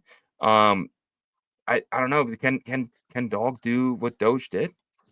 Yeah, it absolutely can. But the centralized exchanges need to do what they did for Doge Yeah, for Dog, because I Robin mean, Hood. at that during that time, you know, you couldn't buy Doge, you Yeah, know, anywhere like from a decentralized standpoint. There was no way to buy it, right? And so you had to have bought it from the centralized exchanges, which, you know, drove the price up. So those centralized exchanges could very well drive up, you know, Dog and Runes, because at the yeah, end of the day, that's the easiest way to onboard normies, right? So if you get these tokens on Coinbase, on Binance, on Kraken, on Robinhood, would be kind of like that last mainstream push, then absolutely they could, you know, go ballistic. yeah, 100%. I remember Doge was on Robinhood even before, like December, right? I remember people coming up to me when I was working in 2020, and they would be like, "Hey, you think I should buy this Dogecoin?" And I was like, "No." Like it, and I would show them the Coinbase thing. You go to Coinbase, type in Doge, it comes up. This token was made as a joke, and I used to like tell them, like, "Yeah, why would you buy this?" And then I was the one who's wrong. Right. So it was like one of those things where like, but then, you know, I didn't understand community coins back then. And, you know, that's what Doge has become. It's no longer a meme coin. This is a community coin. And Dog has one of the biggest communities that I've seen in a long time, especially organic like it has. I mean, everyone was airdropped this depending on the usage that you had on the ecosystem. The more wallets that you had, the runestone you got. So this, I don't know. I'm really bullish on Dog, and I'm really bullish on that Pro the Doge is in. Yeah. And then also you got to remember, where were people's mindsets, you know, uh, rewind back to December of 2020. Where were people's Yeah. mindsets? They're probably like, when are these tokens gonna like move? When are they gonna explode? Because everything was still kind of trotting along and not really moving aggressively. And Yeah. so, you know, Dog could actually be something absolutely nuts in April, May. But we look at it now and we're just like, there's potential, there's potential. When does potential become reality? And that just takes time. And then like all of a sudden now our perception's completely different of the entire market, right? And I think that we're gonna go through that. And people that were in December of 2020 only watching Bitcoin really be aggressive, because that's what's happening right now, right? So that's Yeah. where the rhyming is happening exactly, almost to a T. Bitcoin is the only focus 2024 December. Bitcoin's the only focus 2020 December. And then all of a sudden in January, the focus shifts a bit. And that's when alt season starts. And so I think we should probably have some sort of expectation to that. Yeah, I'm excited for it, 100%. KuCoin, take a guess at what coin this is. They had a tweet here from KuCoin. Let me show my screen. So what coin could this be? I mean, instantly I'm thinking Dog. Yeah, I don't Is know. there I another think it's time. popular There, dog coin right now? Obviously I would say Doge wouldn't be Whiff, that. but it's already listed, right? I Yeah. mean, Whiff got Yeah, so listed on Coinbase and it has Robinhood. to be Dog, So man. I mean, what else could it be? But would this be considered a top exchange? Do you think KuCoin has enough power to kind of lift Dog? So KuCoin has, you know, they're known for their, in my opinion, their perps and leverage trading part is Yeah, pretty strong. They have a good user base there. Obviously they have Spot, you know, and I think they've established their brand. So it is a solid one. I think it's not a tier one, but it like tinkers between tier two and tier one, in my opinion. Um, but yeah, I think it would help. Obviously, I think it would help. yeah, I do too. I think this is just the beginning. I think it's the kind of like monkey see, monkey do with these exchanges, right? They don't, if Dog gets listed on KuCoin and KuCoin's racking them in, I don't know, $1 million in fees a week or something crazy like that. You know, OKX is gonna be looking at that. We want that. You know, Yeah. I want, because last thing you want is people to open up a KuCoin account because they can't buy the token that they want to buy, right? If you do see like, you know, stats where there's a lot of new KuCoin accounts being opened, and you know usage kind of drops on your chain, because then they go over there, yeah, they buy Dog, the token they want, but then they're like, hey, I can buy, you know, I don't have to go back to OKX. I can just stay here. And I think that's where the exchanges get FOMO and want to add tokens just so people do not leave in the first place. Yeah. Yeah. And one thing though, I will say is that you know the Coinbases, the Binances, those top tier ones, Yeah. they could be strategically waiting to announce dog. And the reason why I say that is because they need some like a, you know, big boom announcement heading into that alt season. They already listed the Solana tokens. Dogwif is on, you know, whatever exchanges, tier 1 exchanges, but like to do the first Bitcoin rune on Coinbase, or first Bitcoin layer 1 asset fungible token on Coinbase, I think that's a big deal, right? So maybe they're kind of waiting and they're planning on when to release that information. I'm not saying this is going to happen, but I think that would be pretty strategic of them, because it would start off like this big boom of like normies and retail saying, oh, I want that Bitcoin meme coin or whatever, right? And so one thing that people don't realize is that there's a lot of prominent people in the space that are bullish on ordinals and runes. They're just either quiet about it or they don't get asked about it very much. And a person that I'm talking about, an example is Luca from Pudgy Penguins. You know, he's bullish on ordinals, he's bullish on runes, and so you know the Brian Armstrongs. Brian Armstrong's not going to come out and say, you know, dog go to the moon, or you know, blah blah blah. But I have a feeling he's a Bitcoiner by heart, right? So, and he has an open mind. He has to with a centralized exchange. It's perfect for him in his mind. He's like, this is perfect, right? So we'll see what happens, but yeah, I do see positive things for the runes ecosystem in the next month and a half. Yeah, you got to remember, Coinbase never listed Ordi. They never listed Sats, right? They never listed any Bitcoin tokens whatsoever. And so that's kind of concerning a little bit, but at the same time, they recently introduced the Taproot address, right? I mean, the timing was perfect. I mean, a few months ago that, you know, they're preparing to kind of list maybe Ordi, maybe Sats. And do you think they maybe list Ordi and Sats before they list something like Dog? I don't think so.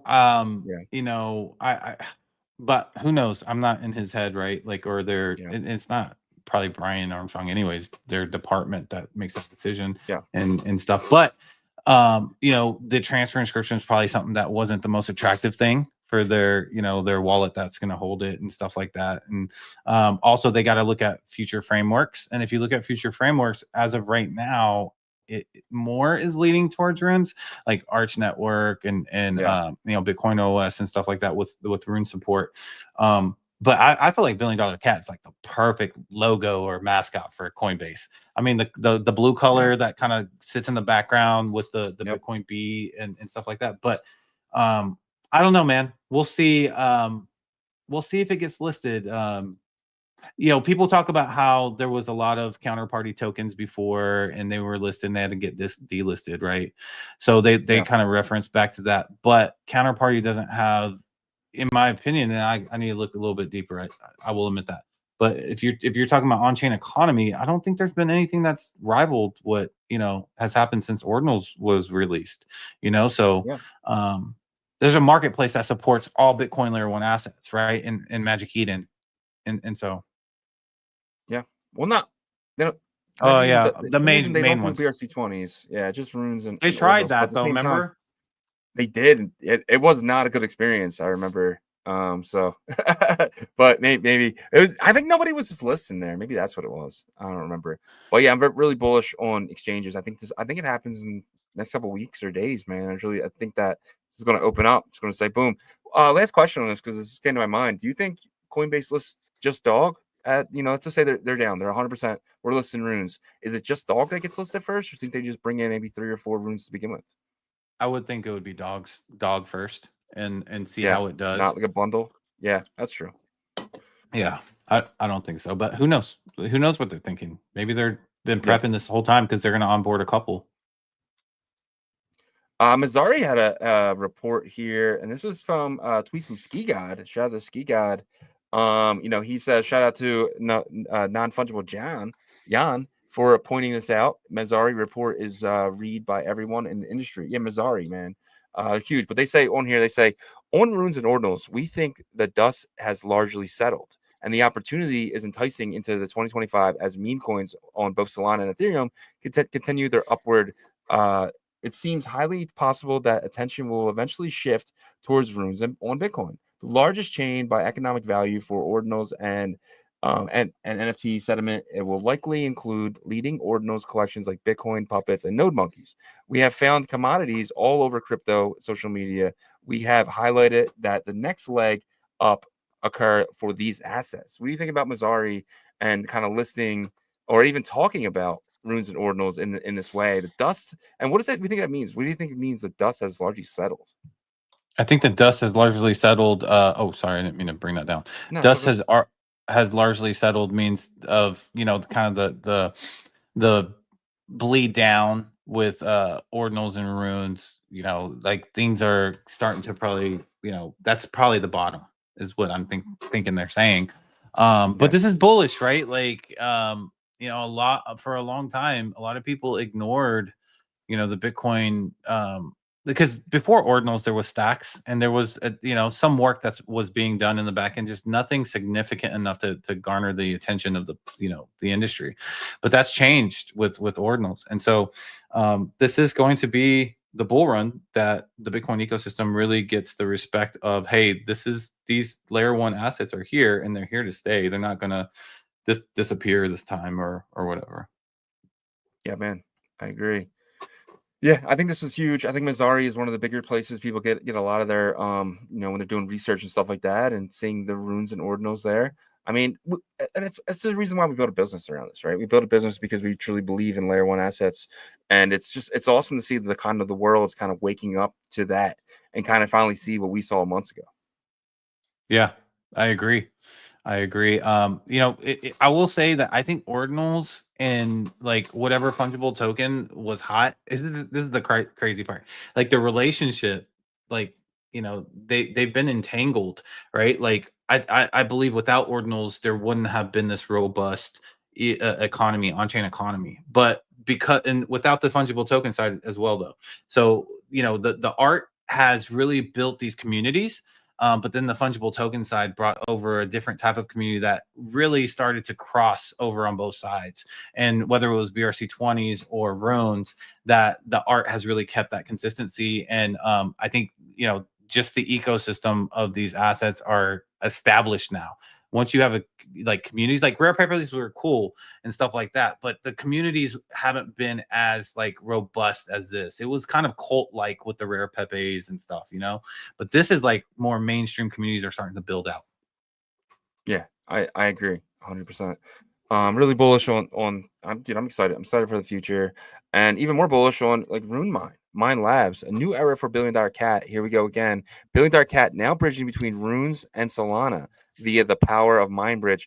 We've seen this with Pups. We've seen this with Elsa. Now $1 Billion Cat kind of joins that trading on Solana. Do you think $1 Billion Cat really gets a push up because of this? Do you think $1 Billion Cat really gets, because they haven't chose Dog. Dog's not bridging, but $1 Billion Cat is now. Yeah. I'm not so sure how much Pups benefited from that, right? But from some of the timeline headlines, it seemed like they did. Elsa obviously didn't much, right? Well, at least it doesn't seem that way. But I think something like BDC could. Obviously, I need to learn a little bit about how they're managing the supply and stuff like that, right? I imagine it would be just like what Fluid's doing, some sort of one-to-one situation back and forth. But the liquidity pool, the market cap's not going to show as high on Solana side as it does Bitcoin, just because the liquidity flow and the buyers and stuff like that, right? So that's where I think some people might get confused. Hey, is this the real $1 billion cat? That kind of situation. Yeah, I agree. But I do remember a few months ago, maybe a month ago, when Pups had the insane run. Do you remember that? It went from 200K to the high fours, and where everyone was wondering what the hell was going on, but then it came back that because it was being traded on Solana. Do you think that's the reason why it did that run? And do you think $1 Billion Cat could potentially do that as well? It could, right? People were talking a lot about Pups was bridged over and stuff. I don't know like how much of a connection Farmer Joe has with the Solana community, but I think he has some sort of connection before he came over to Ordinals, and so that could also be part of it. We'll see. We'll see what happens. I'm more interested in what, like centralized exchanges will list $1 billion cat, because I think that's really what's going to get it going.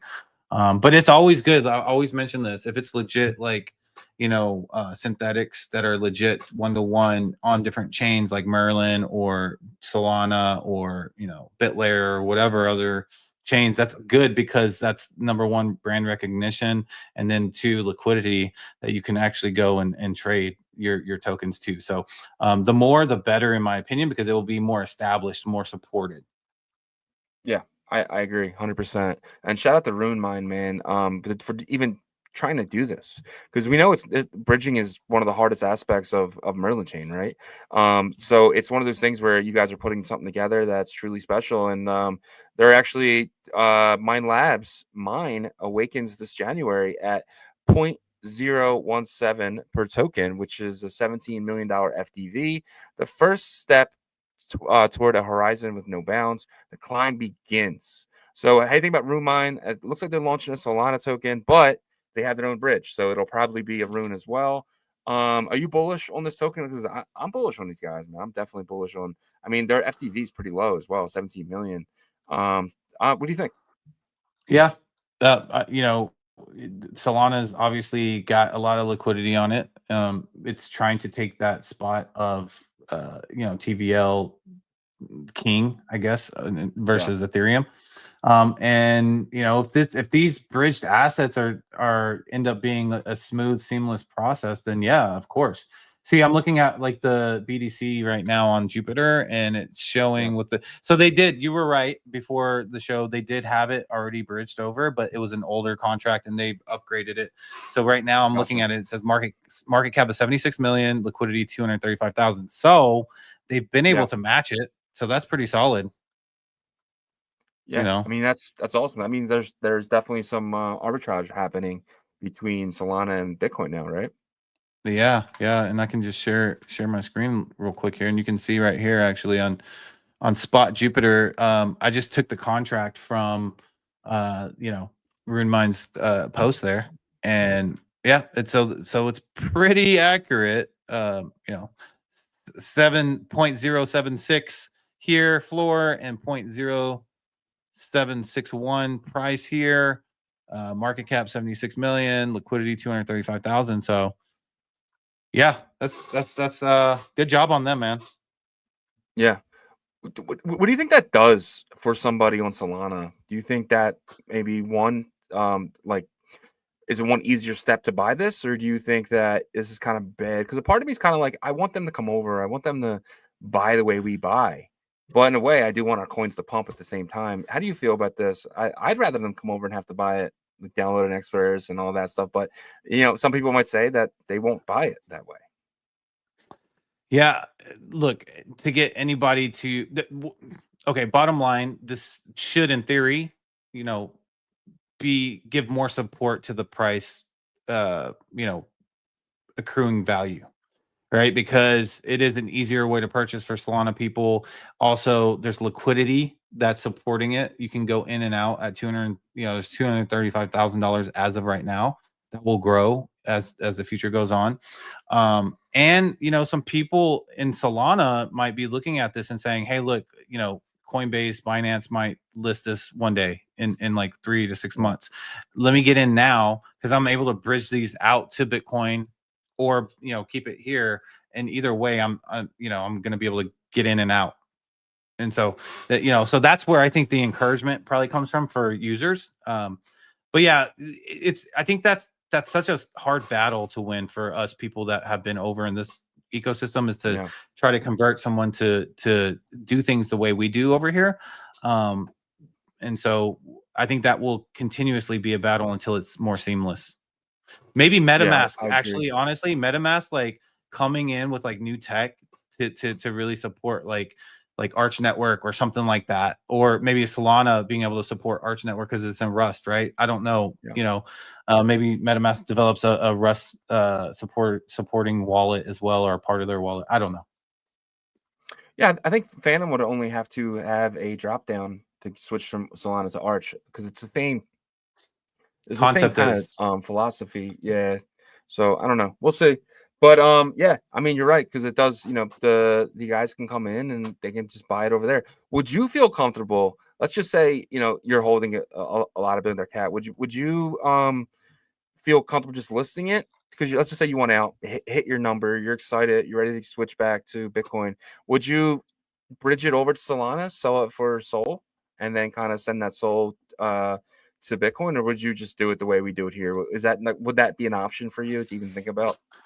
so I bought BDC and believed in runes for the Yeah, not the case to be able to easily get in and out. It's gonna be because we will come to a point in time where that won't even be an issue, right? And I yeah, think if that's the case, then we've succeeded, right?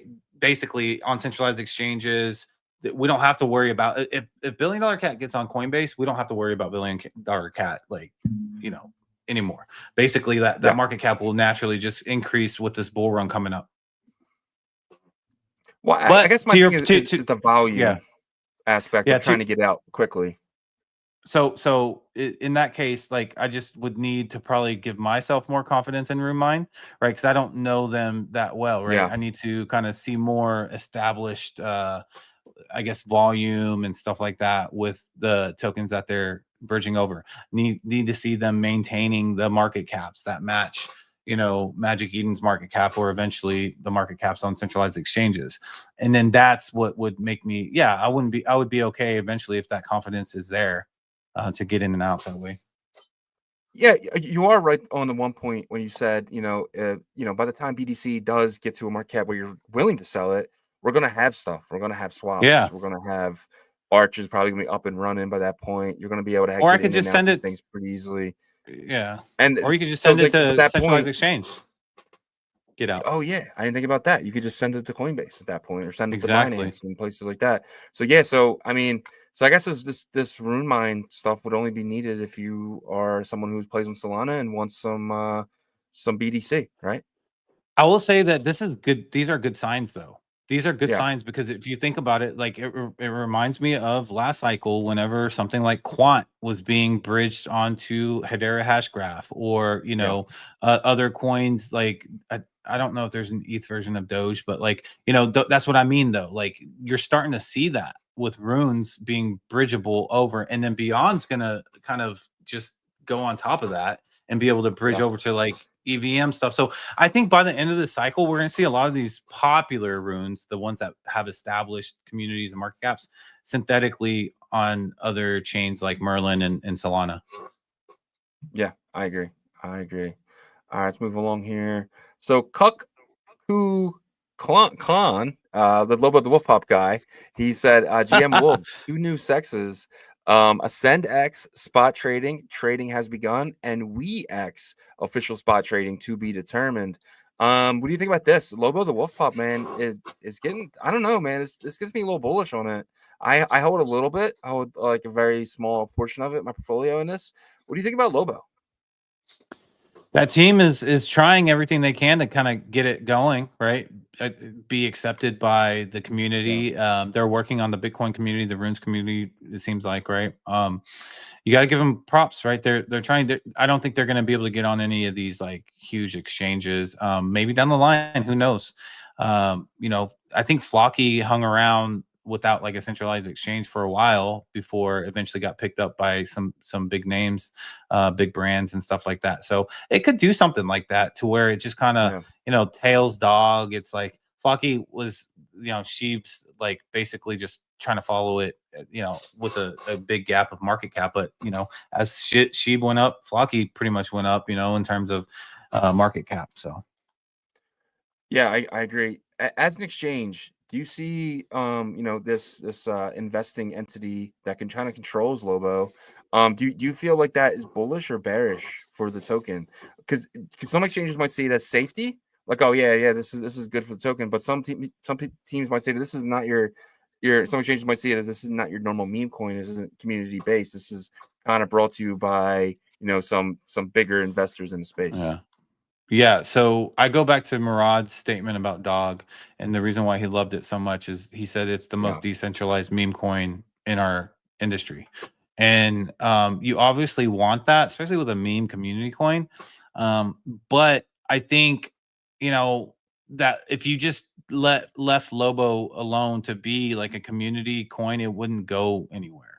And so yeah, I think that they have to kind of do that with this one because it is in a sense a derivative, even though like I don't think Leonidas like said, hey, this is an official derivative of Dog or anything like that. But it's a derivative in the sense of they were part of the donation group, right, to kind of help with the rune stones and that sort of thing. So once they launched Lobo, they did get some attention because of that. Um, so I think there could be a moment to where maybe they make like a good decision and say, hey, this thing has some momentum to where it's can prop up itself and they walk away maybe. But I think yeah. you probably got to get past like $100 million market cap before you get there. Yeah, no, I agree.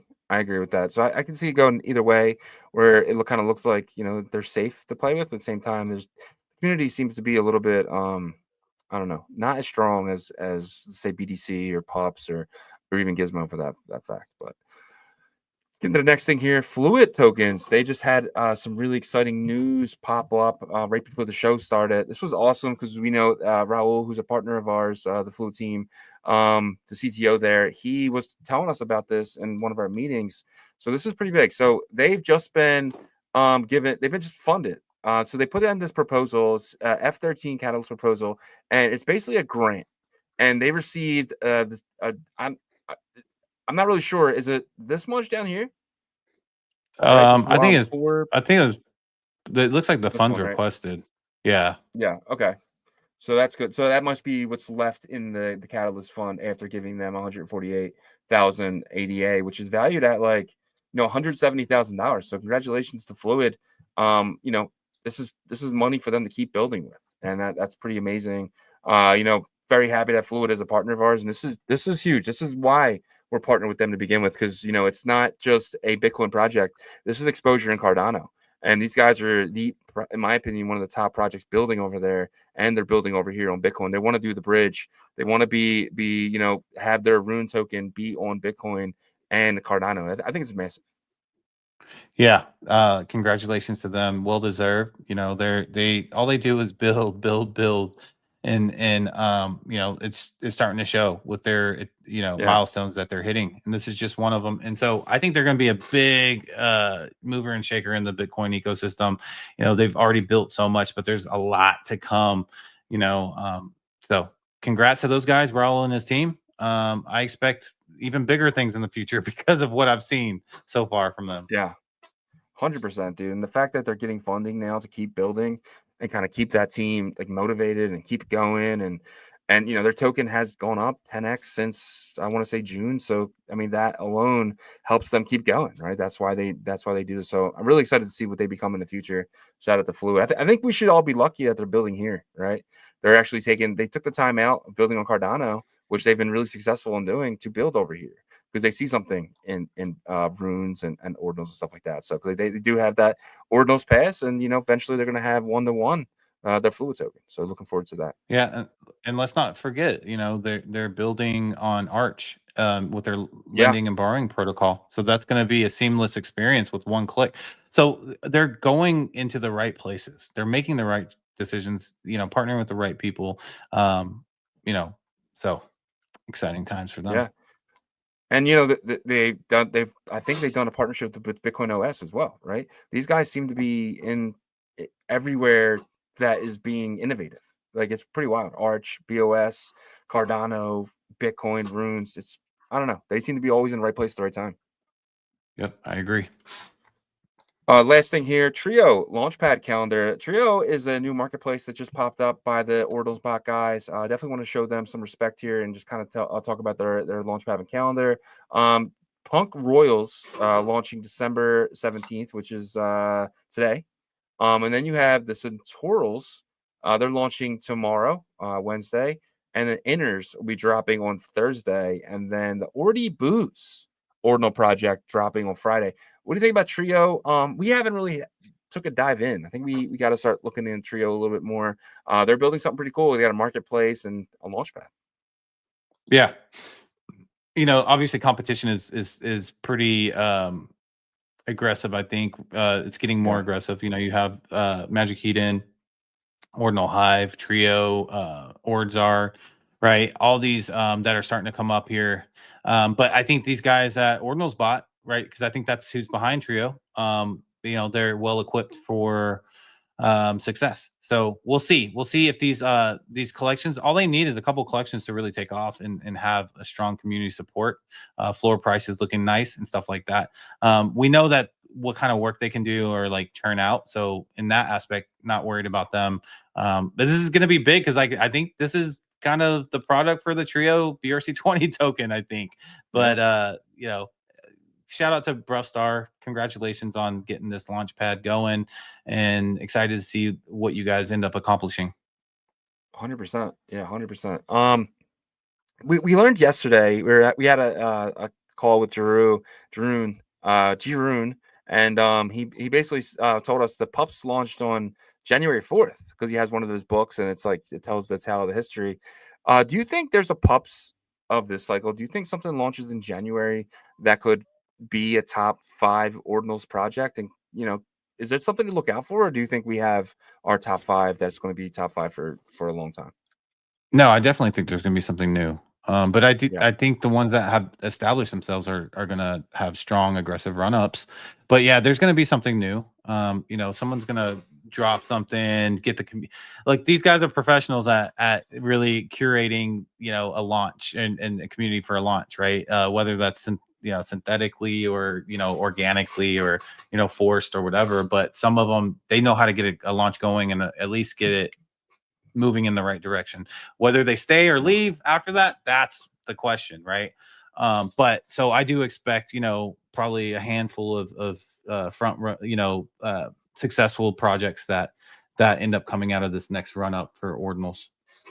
Yeah, I agree. And sometimes the launch isn't always telltale because the pups launch was completely botted, right? It was like $100 the day after because it just got botted so hard. The Node Monkeys had the Dutch auction, which everyone hated. You know what I mean? And then the Quantum Cats, everyone just said it was too expensive. They're 0.1. That's ridiculous. So what do you think about like projects that are launching now? And is there anything that could come from them to kind of like stop these bad launches? But I guess it doesn't even matter to begin with, right? Well, I think it does matter, but I think some people just can get away with it depending on the follow-up. And I think that's what happened with Puppets. Like Puppets didn't have a great launch. It had a botted launch and people weren't happy about it. And then they were persistent about making sure that it was going to be successful. And I think a lot of people faded that in the beginning. So once the community started to get rolling, you could see, oh wow, this thing is going to be successful. I think with Node Monks, that was really interesting. And I actually think that the Dutch auction like benefited the team and the community immensely, because they went from making everybody excited about it to pissing off the entire Ordinal space to, being able to sell out a Dutch auction, which I think it came out to be, what was it? 0.002 zeros, I think, right? Yeah. 0.005 or something, right? Or something okay, like that. maybe. I can't remember. But because they sold 10,000, they sold them all, right? And then on secondary, like they could just get to market making very quickly, and so that brought a solid foundation to the floor of Node Monks, and then it really started to take off. So but you have to have those two projects that launched. They had a game plan. It wasn't just like, okay, decentralize this collection, let's just launch it. The art's cool. The art's never going to be cool enough. Like maybe in a bull market when everybody's like making tons of money, then they have enough money, they're entitled to be like, oh yeah, I'm just doing it for the art. But the past year and a half, the art was never like the only reason for success. Yeah, 100%. It was community. Community is what I mean. That's the reason why the pups get. And does it matter who's the face of that project? Because we know that Farmer Joe is kind of the face of puppets. We know that Udi's kind of the face of the puppets. I mean, of the Quantum Cats, and DK Shark, the face of the OMBs, and you got the No Monkeys, obviously created by Raktoshi. Do you think that's why these projects are the top ones, because of the top guy in charge? Yeah, I do. And Okay. Luca from Pudgy Penguins talked about this.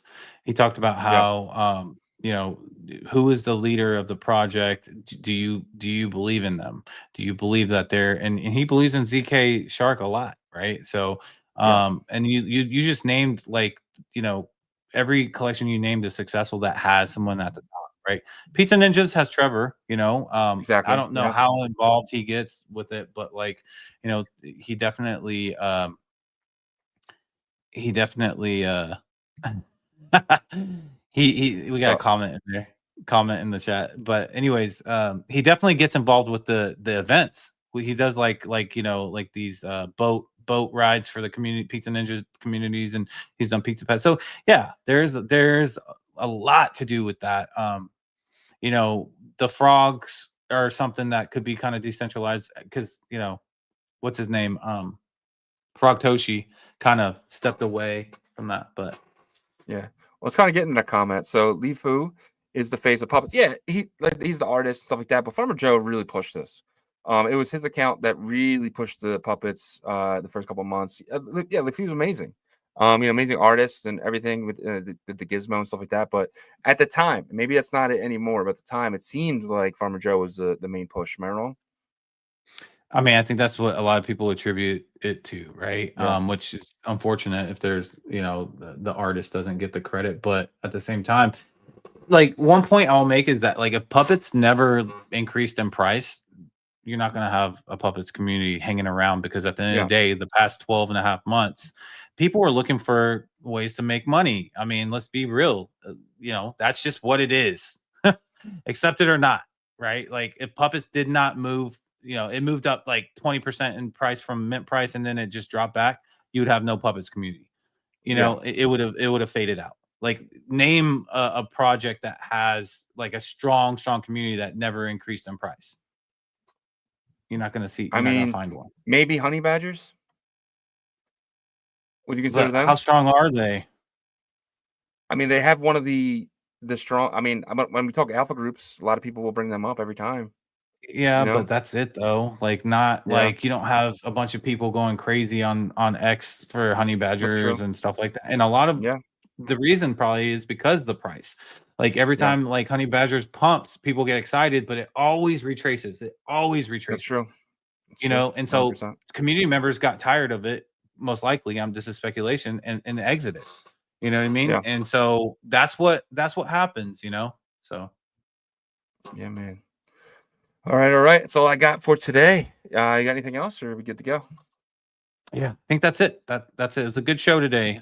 Good back and forth. Yeah, man. 269 people listening in. So we appreciate you guys for hanging out with us for about an hour and 45 minutes. And so tomorrow, no, we don't have anything. Yeah, we have Wager Wednesdays tomorrow. So look out for that. And then Arch Thursdays, trying to get some good guests for that on Thursdays. So make sure you guys are tuning in for the rest of the week. But if you guys do have some extra time and wouldn't mind, we ask that you guys can check out our partners. That'd be great for us.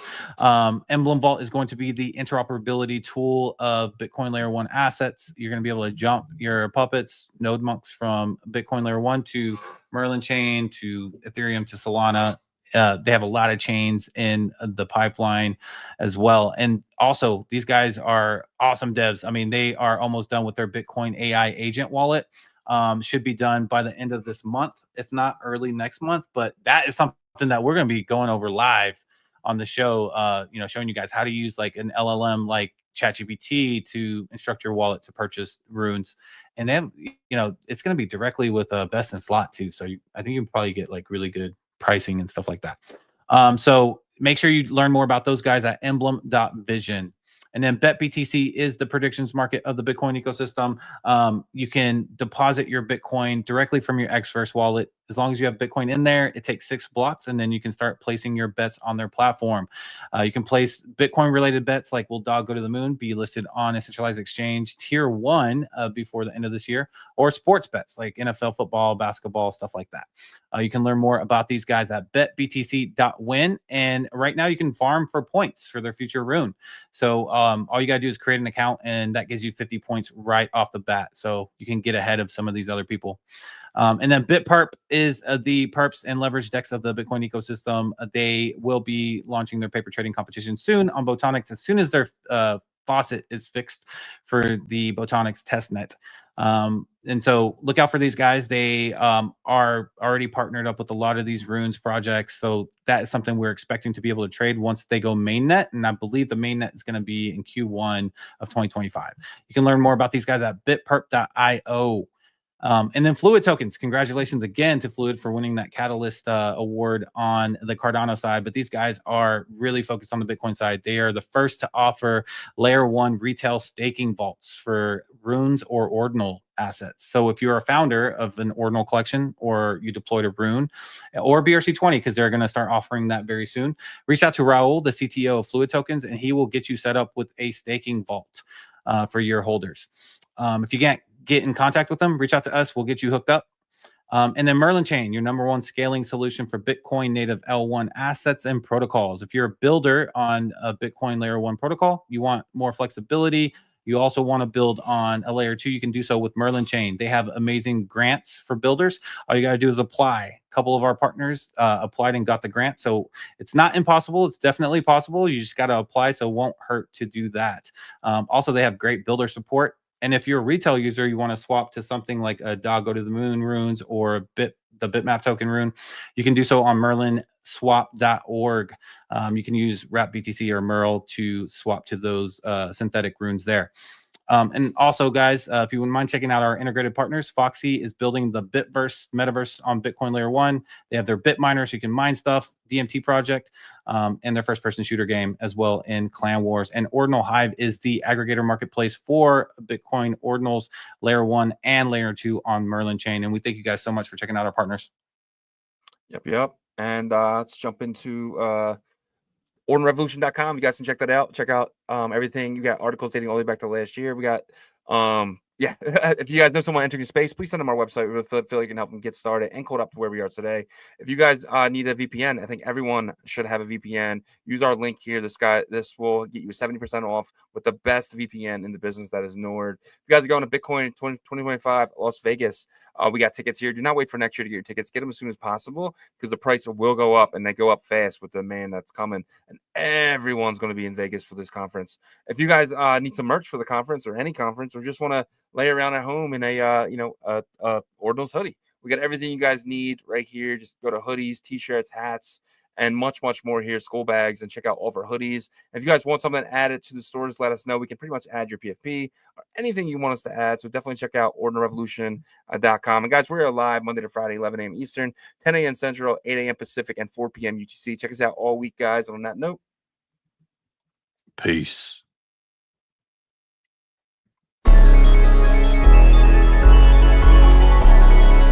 We OG, oh no, G.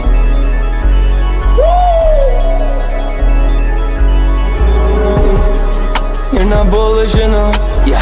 Oh no, you're not bullish enough. You ain't got the oh no. I get stoned by the bolo. Bitcoin set to overload, yeah. Experts on reload, yeah. You're not bullish enough, yeah. Oh no, you're not bullish enough. You ain't got the oh no. I get stoned by the bolo. Bitcoin set to overload. Experts on reload. Man, pool getting hot. Everybody wanna rock, ayy. Runes is coming, everybody on a knot, ayy. It's a nuisance, Ordinal Revolution, ayy. Ordinal Revolution. Yo, it's my guy for real, bro. Got friends right now. Yo, BRC 420, bro. Yo, that shit on fire, bro. Imagine if he in here. Yeah, like it in the seal. Murder. I got balls of steel. Nookies on the field. Yeah, this shit for real. moon with no calls. I get so far, got 100 phone calls that I go hard, and they gon' love me. Smoke weed, huddle back. I get shiesty, where my Bitcoin looking lovely. All this Satoshi's nothing above me.